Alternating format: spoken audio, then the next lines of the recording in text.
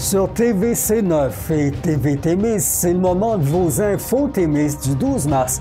En manchette aujourd'hui, l'acteur de Ville-Marie, Martin Héroux, sera candidat du Bloc québécois en vue des prochaines élections fédérales. Après des projets de terrain ou de la relance éventuelle de la mine Belle-Terre, est-ce que l'hydrogène blanc va relancer le monde minier au Témiscamingue? Et 9000 aînés de 65 à 75 ans sont abusés dans les centres de santé. Monsieur, madame, je vous souhaite la bienvenue à ce bulletin d'actualité. Merci de vous joindre à votre télévision communautaire régionale. D'abord, la foire gourmande de l'Abitibi-Témiscamingue et du Nord-Est ontarien en dévoile un peu plus sur sa 23e édition de 2025. Le lancement s'est tenu mardi dernier à la salle d'exposition du Rift à Ville-Marie. Une nouvelle activité de rapprochement avec les villages. Nous ayons donné certains indices que nous dévoile la tangente du nouveau conseil d'administration pour la programmation de cette année. Affiche officielle, nouveau logo, programmation musicale et d'autres nouveautés pour l'événement de l'été. Écoutez ça. On a eu un rapprochement avec les villes et villages, avec une première activité précédant la foire gourmande. Est-ce que ce genre de rapprochement-là se poursuivra pour le reste de la programmation 2025? Pour l'instant, c'est pas encore. Notre premier événement a été un bon succès. On est très content du résultat. C'est sûr que c'est beaucoup de préparation. Puis avec l'événement qui s'en vient cet été, ça rajoute une tâche supplémentaire. Donc, on ne sait pas encore d'ici la foire s'il va en avoir un autre, mais c'est dans les plans de continuer. Là, sinon, ça va être à l'automne prochainement. Absolument. Mais on est prêt. Le conseil d'administration, tout nouveau, tout beau de la foire gourmande, a travaillé fort quand même pour nous offrir une programmation intéressante pour cette année. Oui, on a beaucoup de nouveaux sur le comité. On a apporté plein de nouvelles idées, une nouvelle énergie aussi. Donc, on essaie d'apporter un vent de fraîcheur, une nouvelle identité un peu à la foire gourmande. Donc oui, on va avoir des nouveautés, une nouvelle programmation. Le site va changer un peu aussi, va être différent des autres années. Les kiosques exposants vont être différents aussi. On va avoir différents types de kiosques. On est habitué avec juste les bouchées des exposants. Cette année, on arrive avec 3 types de kiosques que les gens vont pouvoir avoir. Donc, des kiosques de base, là, principalement pour les artisans, puis les autres, seulement des produits finis.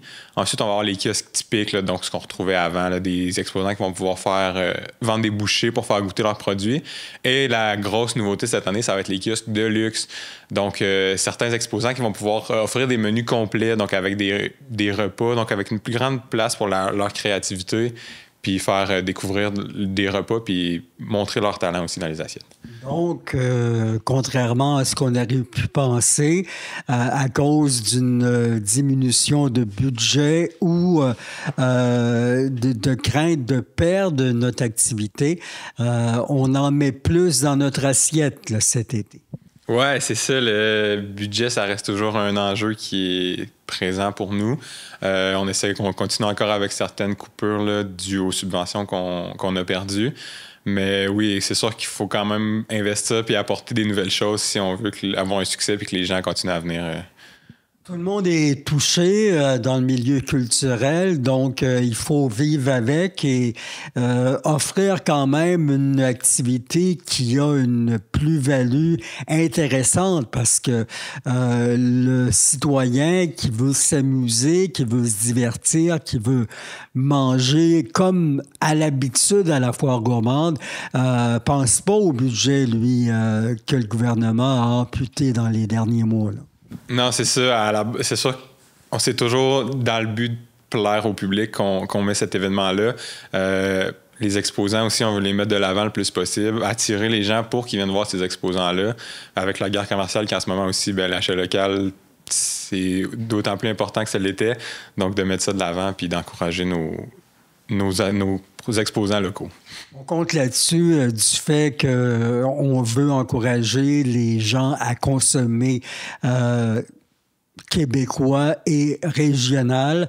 Donc, certainement que ce sera une carte qu'on pourra exposer pour la foire de cette année. Rappelez-nous, quand est-ce que ça se passe? Du 31 juillet au 3 août cette année. On change de week-end un peu plus tôt dans l'été, fin des vacances de la construction. On arrive avec une autre journée de spectacle aussi, donc ça commence le jeudi soir cette année. Donc 3 jours de spectacle. On va avoir des passeports spectacles cette année.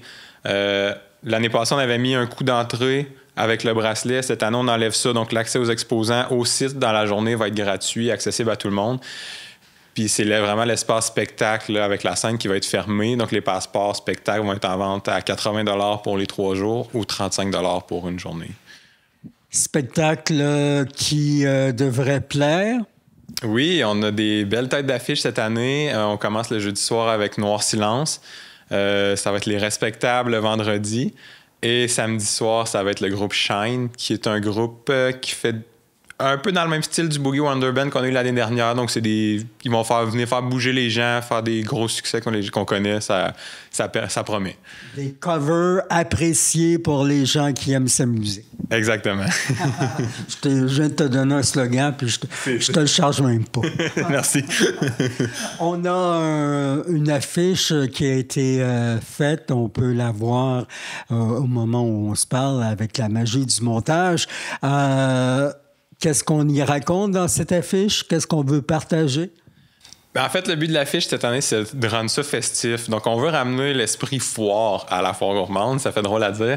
Mais c'est pour ça aussi qu'on a réaménagé le site. Donc, au lieu du gros chapiteau, ça va être plus éparpillé, plus réparti. Fait que plusieurs petits chapiteaux. Donc, c'est de rendre ça vivant, rendre ça heureux. Donc, c'était ce qu'on essayait de transmettre dans notre affiche. On garde l'aspect festif au niveau nourriture, mais on veut aussi un peu l'aspect party. Ça paraît qu'il y a des jeunes qui se sont greffés au groupe, là. Oui, bien, la nourriture, c'est la base de l'événement, c'est important, mais c'est ça autour aussi, qu'il y a les spectacles, les activités, c'est ça que les gens aiment, c'est ça qui attire les gens, donc c'est là-dessus qu'on veut miser beaucoup. Est-ce que, pour les groupes qui sont là, c'est l'aspect...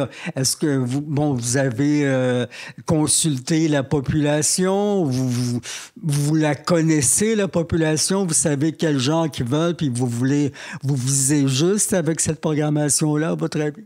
On n'a pas consulté la population. En faisant notre programmation, c'est sûr qu'on fait face à beaucoup de défis aussi, que ce soit les disponibilités avec notre changement de date, là, ça l'affecte un peu. Notre budget aussi, qui est une grosse partie. Il faut faire attention.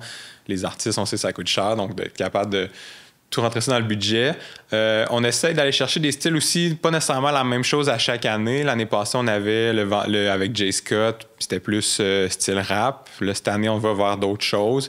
On dit pas qu'on viendra jamais, mais on essaie de varier à chaque année. Donc, c'est ça avec Noir Silence, Les Respectables. Je pense que c'est un groupe des groupes qui sont populaires au Québec, qui ont eu beaucoup de succès. Puis ça correspond à une grande partie de la population. Là. Est-ce qu'au niveau des exposants, là, vous parliez de la guerre commerciale qui se déroule, est-ce qu'au niveau des exposants, on sent qu'il y a un aspect négatif qui vers la foire ou c'est local, c'est régional, on sent pas cet aspect-là ou on souhaite ne pas la sentir d'ici l'été? Bien, si je me fie à nos inscriptions, je dirais que ça va assez bien. On ne ressent pas trop d'effets négatifs. On a déjà une quarantaine d'inscriptions d'exposants, je pense, pour cette année. À cette date-là, c'est quand même bien si je compare aux autres années. Je pense pas que ça nous affecte trop. Je pense qu'on va essayer de miser justement sur le fait que l'achat local, c'est important et qu'il faut encourager nos producteurs d'ici. On aura un look différent, le site sera différent, moins de gros chapiteaux, plus convivial, plus près du citoyen. Oui, c'est ça. Ben, essayer de rendre ça plus festif. Puis une des choses qu'on s'est rendu compte aussi, c'est que pour les visiteurs, le lac Témiscamingue, c'est un incontournable en venant à la foire gourmande. La vue, ça s'enlève pas. Donc, on voulait rester à la même place. Puis c'est pour ça qu'en enlevant le chapiteau, ben, on offre une meilleure vue. Donc, avec le parc, la ville, le lac. Donc, de rendre ça plus festif, de rendre ça plus accueillant puis plus chaleureux pour les gens. La scène qui sera utilisée à profusion aussi, j'imagine, là, avec la vue sur le lac Témiscamingue. Ouais, la scène du lac va être utilisée pour notamment les cuisines en action. Donc, on va faire plusieurs prestations là. On va essayer de l'utiliser le plus possible. Tu sais, c'est une super belle scène avec la vue en derrière. Les spectacles seront pas là. On va avoir une autre scène pour les spectacles le soir, mais on va quand même utiliser la scène du lac. Il fera beau tout au long de la foire, donc on n'aura pas besoin de trouver des alternatives, même s'il y en a au cas où. C'est ça. On prie fort pour avoir le soleil avec nous toute la fin de semaine. On va mettre notre chapelet aussi à Témis-TV sur la corde à linge, comme faisaient tes grands-parents. Merci, c'est gentil. Ben, merci et bonne foire gourmande 2025. Merci de nous en avoir parlé, et, évidemment, en souhaitant une hausse du nombre d'exposants, parce plus on en a, plus on se régale. Moi, je parle pour moi. Et aussi, ben, beaucoup de plaisir avec les spectacles. Je pense que ce sont des bons choix d'artistes qui plairont aux gens du Témiscamingue et du Nord-Est ontarien. Oui, en effet, merci beaucoup. L'acteur Martin Héroux de Ville-Marie souhaite devenir député. Professeur de théâtre, les Témiscamiens l'ont aussi connu comme directeur général et animateur à CKVM. Il veut joindre le Bloc québécois. Il sera candidat dans le comté d'Argenteuil-la-Petite-Nation, où il habite avec sa conjointe, dès que sera déclenchée la prochaine campagne électorale fédérale. Témis TV lui a parlé. Oui, la passion du Québec, la passion de pourquoi le Québec, qu'est-ce qui fait la spécificité aussi de ce Québec-là? C'est sa culture. Puis moi, ben, je trempe là-dedans, j'ai les deux pieds là-dedans depuis 36 ans cette année. Si je pars avec mon premier contrat que j'ai fait avec le Théâtre de la Crique, là, au Témiscamingue, avec Odette Caron, Michel Chénier et compagnie. Donc, ça fait 36 ans là, que je suis là-dedans. Et la spécificité du Québec, évidemment, c'est sa langue, mais c'est sa culture aussi. On se démarque évidemment amplement du reste du Canada là-dessus. On a une culture propre et on la célèbre et elle fonctionne très bien, nonobstant le discours de certains vendeurs de pizza. Martin Héroux se lance donc comme candidat du Bloc québécois. Il ne fait pas au Témiscamingue parce qu'il y en a déjà Oui, un député de ce côté-là. c'est le mien. Il l'aurait probablement fait éventuellement, mais tu habites dans la région, quoi? C'est les Laurentides, l'Outaouais? Ouais, moi, j'habite en fait à un jet de pierre ou à 15 minutes d'automobile là, d'Argenteuil, la petite nation. Donc, je suis juste à côté. Et puis, en parlant avec le chef, Yves-François, il y avait donc, ça bouge beaucoup là, au niveau des circonscriptions. Il y a une nouvelle circonscription ici qui s'appelle les Pays d'en haut, qui est là où je suis en ce moment, à Sainte-Anne-des-Lacs. Mais juste à côté, il y avait Argenteuil, Petite Nation, et c'était quelque chose d'intéressant à voir. Et puis le chef a dit, moi, j'aimerais bien récupérer cette circonscription-là. Alors, il m'envoie là, et puis je vérifie, et puis j'ai posé ma candidature, et ça fonctionne. Excellent. Et donc, quand le Parti libéral fédéral va décider de déclencher des élections, Martin Héroux, tu seras sur les rangs. Est-ce que, évidemment, encore une fois, une autre question dont j'ai la réponse, est-ce que tout ce qui se branle actuellement, tout ce qui dérange actuellement euh, les Canadiens, les Québécois, même les Américains, Le monde entier. ça t'amène en politique. Ben, disons que moi, je bourlingue là-dedans depuis des années, et puis depuis le mois de juillet, là, que j'étais un peu en réserve de la reine, c'est-à-dire que je vérifiais voir si ça fonctionnait. Donc, et est arrivé évidemment au mois de novembre, M. Trump, cette administration Trump qui bouleverse le monde entier, évidemment. Alors, oui, on est à redéfinir ça. Qu'est-ce qui se passe aussi au niveau canadien? C'est qu'il y a une espèce de, comment je dirais ça, de nationalisme canadien, de bonne loi, ceci dit, parce que c'est correct, de vouloir contenir ce qui nous arrive de l'autre côté. En fait, ce ne sont pas tous les Américains, mais bien cette administration-là. qui est, ma foi, inique, ça n'a pas de sens, tout ce qui arrive. Alors oui, ça fonctionne là-dedans. Et puis, je me dis, oui, au niveau canadien, moi, je serai dans un parti fédéraliste, non pas fédéraliste, mais fédéral, mais indépendantiste dans un parlement fédéraliste, en fait. Alors, c'est ça. Donc, c'est très important de contenir tout ce qu'on a ici au Québec, de faire attention. Et puis, au Parlement, qui pourra parler pour le Québec, sinon que le Bloc québécois, j'en vois pas d'autres. Alors, il faut faire attention aussi pour ne pas que les Canadiens, dans leur montée de nationalisme, qui tout à coup est très bien pour eux, alors qu'ils nous reprochaient ça depuis toujours. Alors, on voit que le nationalisme a quelque chose quand même de bon, hein, quand on se tient ensemble. Alors, ils goûtent un peu la médecine qu'ils nous ont servi voilà quelques années. Donc, oui, ce Parlement sera exceptionnellement mon dos plein de soubresauts parce qu'avant, moi, je suis l'actualité depuis toujours et ça change aux 2, 3 jours. Là, ça change aux 6 heures. Alors, ça fonctionne plus, on s'en va d'un côté, on s'en va de l'autre, c'est de la folie.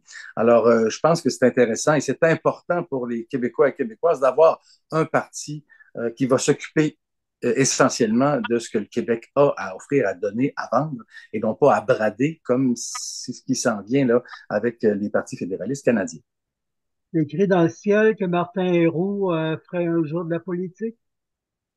J'ai pas regardé le ciel à ce moment-là, mais moi, j'ai toujours aimé la politique, je me suis toujours impliqué. Je me souviens au Témiscamingue en 1980, alors que j'avais 10 ans, ben, je posais des pancartes avec mon grand frère. Puis en 95, j'étais là le soir du référendum aussi. Alors, j'ai toujours impliqué un peu partout. Je me souviens de ce qui a un peu allumé la bougie de tout ça. C'est lorsque je travaillais à CKVM, j'avais fait une entrevue avec Doris Lucier. Vous savez, le père Gédéon. Et Oui. puis lui, c'est un fier nationaliste, mais c'était même le secrétaire particulier de Gérard Delévesque, qui était le fondateur de l'École des sciences sociales, en fait, où est passé René Lévesque, M. Bourassa et tout ça. Et lui, bon, était un fier nationaliste. On était en 90, je pense, à l'époque, donc Lackmitch et compagnie. Alors, c'était exceptionnel. Et lui me dit, ben oui, le jeune, il en faut des jeunes en politique. Sinon, nous autres, là, on s'en passe. Donc, il faut de la relève. Alors, la relève a les cheveux blancs un petit peu, mais la relève est encore, elle, est encore fraîche et pleine d'énergie. On est tous de la relève, quel que soit notre âge, Voilà, quand on décide de s'impliquer quelque part. voilà, C'est on est ça, nouveau. absolument. Euh, le pays du Québec, est-ce qu'on y croit encore, les indépendantistes comme toi et moi? Est-ce qu'on y croit encore? Ben oui, sinon je ne serais pas là. Je ne serais pas là. Je pense que, et plus que jamais, je pense, les nationalismes, quand ils sont bien faits, quand ils sont bien rendus, quand on se promène à travers la planète, on est content d'aller en Italie, on est content d'aller en Espagne, on est content que ces pays-là aient une culture propre à elles et ne soient pas nivelés par l'américanisation de tout ça. Moi, j'appelle ça la walmartisation de tout ça. Donc, c'est intéressant. Le Japon est le Japon parce qu'il est le Japon. Le Québec est le Québec parce qu'il est le Québec. Il faut célébrer nos différences et à ce moment-là, on est d'autant plus aimable. Donc, je pense que c'est important, c'est intéressant et faut pas. En fait, moi, je regardais aussi, pour avoir une autre réflexion parallèle à tout ça, c'est que je regardais nos amis des Premières Nations redécouvrir, les plus jeunes, redécouvrir leur culture, leur tradition, leur langue. Et je regarde mes enfants qui sont pas si vieux, qui sont pas si jeunes non plus, et autour d'eux, ils commencent à perdre complètement la notion de ce qu'est la culture autour d'eux, de ce qu'est la langue. La langue change aussi dans la bouche de nos enfants qui ont 27 à 20 ans pour ma part, elle change. Ça va vite. Donc, on est à une ou deux générations d'une louisianisation. Alors, il faut faire attention à tout ça. Je pense qu'il faut se projeter vers l'avenir. Et en regardant nos amis des Premières Nations, je me dis, c'est extraordinaire ce qui leur arrive, ce renouveau, cette redécouverte. Mais là, en ce moment, on se dit, on est correct, nous autres, là, on est bien, là, il n'y a pas de problème. Dans notre culture, ben oui, il y en a un, puis il s'en vient. Alors, il faut faire attention à tout ça. Non pas de revenir en arrière, make Québécois great again. Non, non, non. On Oh, va vers l'avenir. Mais l'avenir ici au Québec, il est francophone. Et je pense qu'il faut célébrer ça de plus en plus. Et il faut le montrer. Si les jeunes ne connaissent pas beaucoup leur culture, c'est parce que les plus vieux ne leur ont pas donné, ne leur ont pas enseigné. Donc, je pense qu'il y a là une lacune forte. Puis il y a un réveil à y avoir pour dire, soyons fiers de ce que nous sommes, puis montrons à nos enfants ce que nous sommes, ce que nous serons aussi. Alors oui, je pense que je suis un fier indépendantiste et qui le veut, son pays. Pour l'instant, je pense que la première période, ce serait d'aller mettre des députés indépendantistes et qui s'occuperont du Québec au Parlement à Ottawa, en attendant qu'ici au Québec, eh bien, on ait un parti indépendantiste et puis qu'à ce moment-là, eh bien là, on va. Moi, mon but, c'est de perdre ma job à Ottawa. Absolument. C'est le but du Bloc depuis très, très, très longtemps et c'est persévérant comme parti. Euh, Oui. je sais pas, Martin, là, mais Jeff Boudreau aussi a annoncé sa Oui. candidature cette semaine. Est-ce que c'est les acteurs québécois qui ont décidé qu'il fallait faire quelque chose, là, de jouer ce nouveau rôle?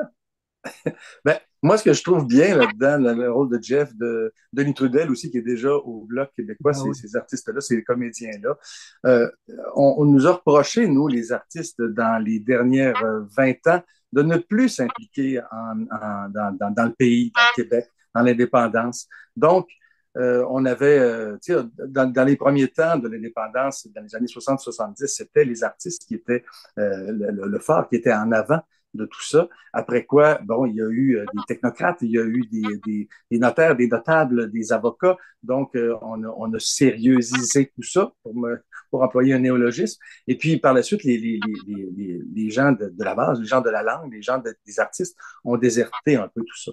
Et là, je pense qu'il y a il y a un bon retour de tout ça, une pluralité de personnes et d'emplois pour représenter comme il le faut le Québec. Donc, je pense que c'est ça qui est important là-dedans à voir, c'est qu'il y a un retour des gens de la scène et des gens du spectacle, des gens de la culture en tant que telle, donc qui est important pour nous ici de revenir, de se réapproprier le politique aussi, non pas regarder ça de loin, mais d'y être dedans. Moi, c'est un peu ça. Parce que le train passe, il y a un gros train aussi en ce moment qui passe, là, ça mène du train, mais je pense pas qu'on doit faire, on doit regarder comme les vaches passer le train. Je pense qu'il faut s'impliquer là-dedans. À notre mesure, moi, j'y vais complètement en y allant avec de la politique partisane, mais je pense qu'on peut faire une différence chacun. On le voit là, du côté des Canadiens qui disent, hey, achetons ici, regardons ici, encourageons ici. Ça fait longtemps qu'on le dit ça, nous, au Québec aussi. Je pense que c'est important de le faire. Ça a toujours été important de le faire. Là, il y a un réveil canadien là-dessus, tant mieux. Il y a un réveil mondial aussi là-dessus. Donc, je pense que c'est important. Ce n'est pas du renfermement, c'est de l'ouverture sur ce que l'on est, surtout sur ce que l'on sera. Donc, oui, les artistes reprennent un peu la parole et, ben, tant qu'à moi, tant mieux. Oui, absolument. Et il y a aussi des gens qui prennent la parole et ça fait peur autant que Trump, c'est certainement le gouvernement conservateur. On veut pas ça au pays. Non, ben, pas du tout. Mais malheureusement, selon les sondages qui sont là, les conservateurs seront peut-être pas en majorité, mais seront là.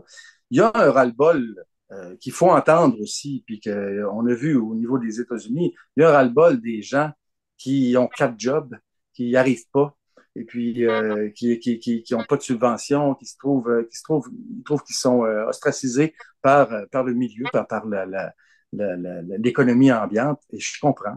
Mais je suis pas sûr que de revenir, parce que vous savez, le discours conservateur, c'est de revenir à ce qui était bon avant. Mais quand plus on recule, moins c'était bon avant. Là. Il n'y a pas ça, il faut aller vers l'avant. Donc, il y a cette chose-là. Donc, les gens votent de plus en plus conservateurs ou de plus en plus à droite en pensant que ça va les aider. Moi, je suis pas sûr que les oligarchies américaines qu'on voit apparaître en ce moment vont aider ceux qui ont vraiment faim et qui travaillent, qui ont 3, 4 jobs pour arriver même pas à boucler la fin du mois. Donc, je trouve ça assez surprenant. Bon, donc, on est là-dedans.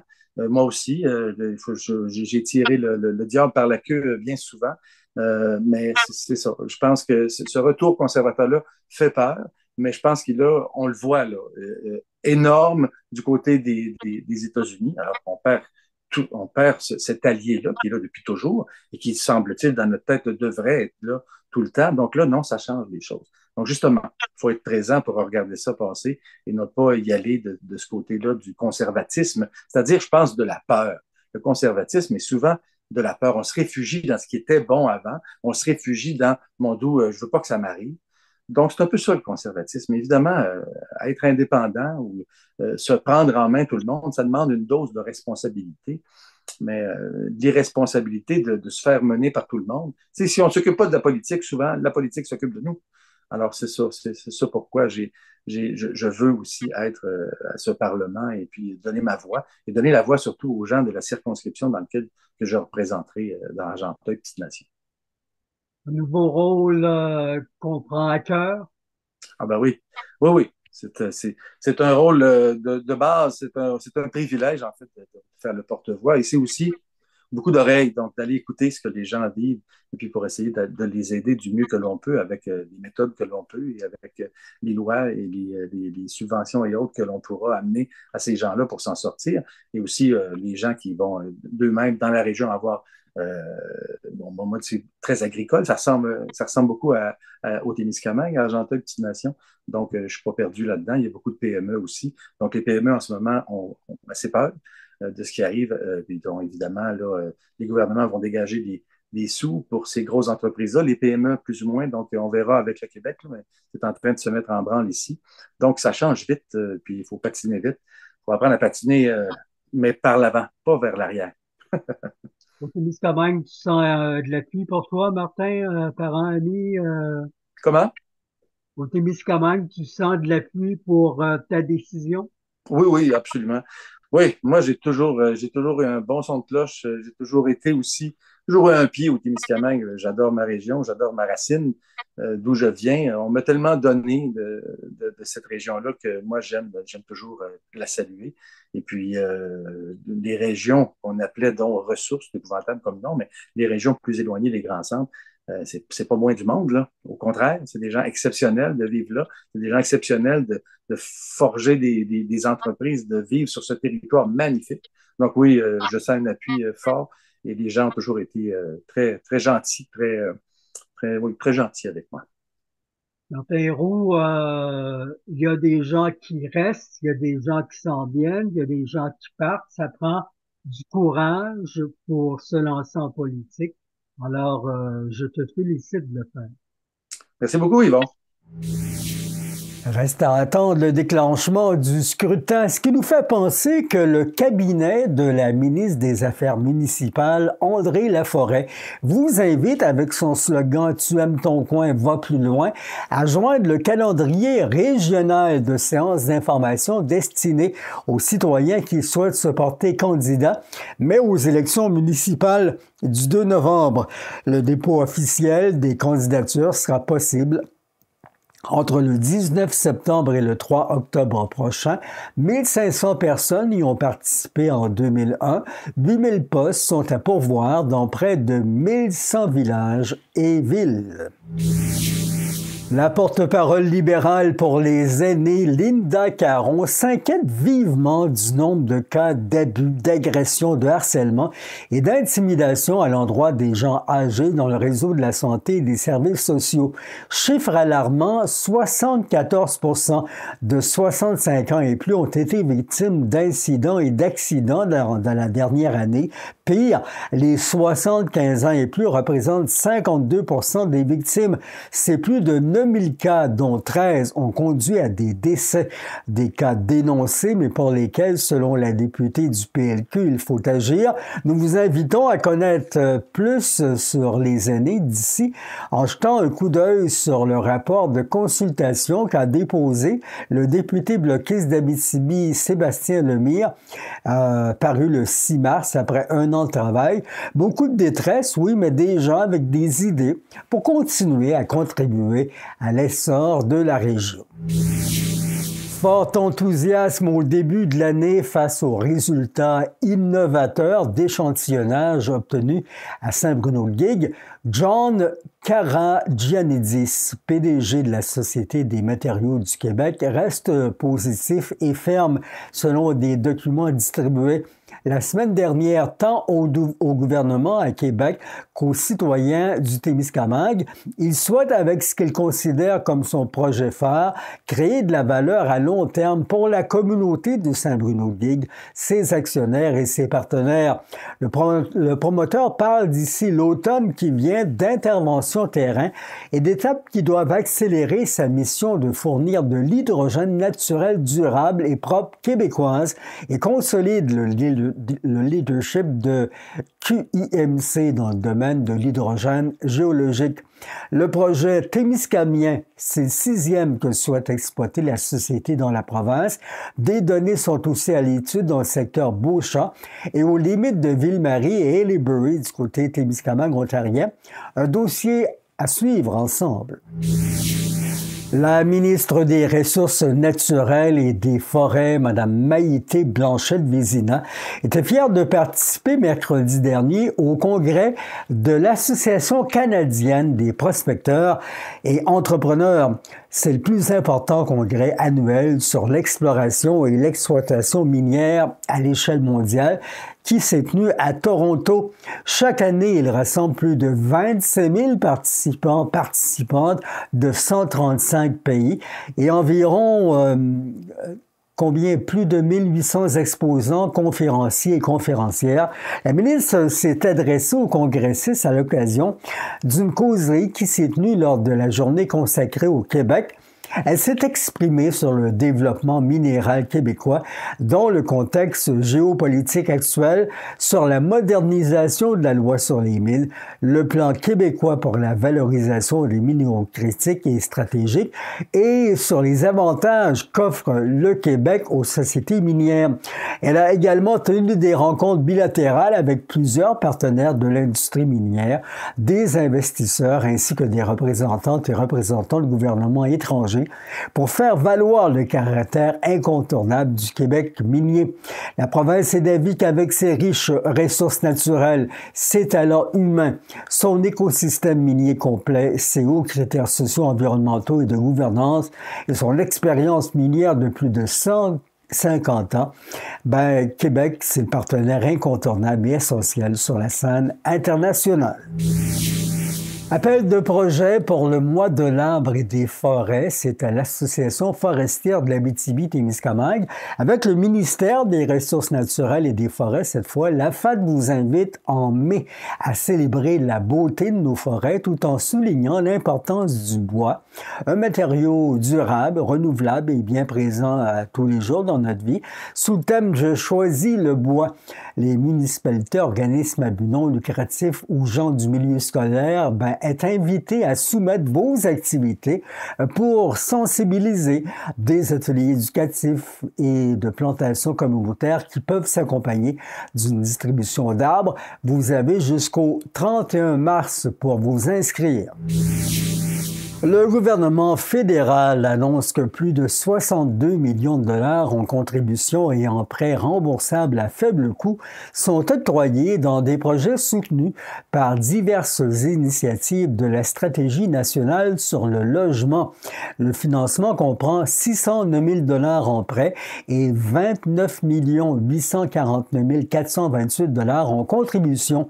C'est dans le cadre du Fonds pour le logement abordable, Ottawa, qui aide à créer 109 logements et à réparer 1413 habitations dans 30 ensembles résidentiels. Dans la région, 60 habitations sont impliquées, 36 neuves et 24 rénovées, 32 à Lac-Simon, 10 à Winoway, 6 à Kebawek et 6 à Picogan.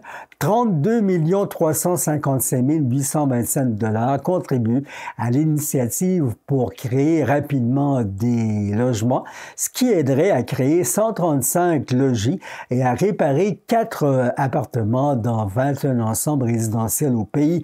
Le fédéral dit ainsi mettre fin à la crise du logement afin que tout le monde ait un chez-soi sûr et abordable et que les générations futures aient la même possibilité de louer ou de posséder un chez-soi que les générations précédentes. La région est en lice pour un mérite municipal de l'Union des municipalités du Québec, l'UMQ, qui annonce que le jury du mérite Ovation municipale a retenu 20 projets finalistes dans le cadre de la 20e édition du concours. Rwanda se distingue parmi 124 projets ayant été déposés. C'est en catégorie optimisation du service de transport en commun. La municipalité qui optimise son service de transport en commun en considérant la gratuité, une réorganisation des circuits et l'intégration de minibus pour mieux desservir des quartiers périphériques. Le projet vise une mobilité plus efficace, inclusive et écologique, favorisant l'accès au transport collectif et réduisant l'empreinte carbone de la ville. Les municipalités finalistes illustreront leur réalisation au pavillon de l'innovation municipale. Ça se passe les 15 et 16 mai qui viennent dans le cadre des assises annuelles de l'UMQ. Les lauréats seront connus lors de la soirée de gala, c'est le 16 mai. La santé rénale est à l'honneur dans la région au mois de mars. La campagne nationale de la Fondation canadienne du rein s'est entamée dès le début du mois, le 1er, sous le thème « Plein feu sur la santé rénale, votre soutien est indispensable ». Une journée de sensibilisation de la Fondation canadienne du rein où dialyse et traitements rénaux reviennent dans la conversation, aura lieu le 14 mars à Ville-Marie. Protégez vos reins, protégez votre avenir. On aime notre ciel dans la région des ciels illuminés la nuit en juin, aux étoiles filantes du mois d'août jusqu'aux intenses aurores boréales. Pas besoin d'être astronome pour adorer, lever les yeux et observer ce qui se passe au-dessus de nos têtes. Ce mois-ci, si vous avez un tant soit peu une certaine passion pour l'astronomie et si vous avez vu ce bulletin à temps, le mois de mars, la mi-mars et la fin mars attirent votre attention. Il y aura 2 événements d'ici la fin du mois, mars étant un mois actif au niveau des éclipses. C'est Philippe Moussat, un chasseur d'éclipses, auteur du livre Les yeux tournés vers le ciel, qui nous en a fait un rappel dans les derniers jours.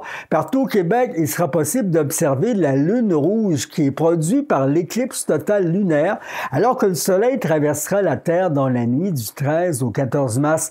Vous pourrez la regarder à l'œil nu, ce qui n'est pas le cas le 29 mars, alors qu'une éclipse solaire partielle est prévue au lever du soleil. Vous savez qu'il y a un club d'astronomie chez nous, si ça vous intéresse, je vous invite à consulter pour en savoir plus long, le faaq.org, l'Association des astronomes amateurs de l'Abitibi-Témiscamingue. Enfin, en sport et activité physique, le défi J'appuie du point d'appui s'en vient. C'est du 1er au 31 mai. Tous et toutes, vous êtes invités à bouger pour aider à rendre le lieu plus accessible aux femmes qui en ont besoin et à leurs proches, celles qui, à plus de 14 ans, ont subi une agression à caractère sexuel. Eh bien voilà, ça complète votre info Témis là-dessus. Un bulletin de semaine de relâche. S'il vous plaît, revenez de congé tout le monde et rejoignez-nous avec vos appels et vos courriels, le 819-290-9564 ou le journaliste à commercial témis.tv. Rendez-vous la semaine prochaine. Merci de lire nos messages sur Facebook. Témis TV, maintenant surveillé par 700 abonnés. Oui, il y a de l'information régionale sur le web à Témis TV. Soyez-y et merci de votre attention.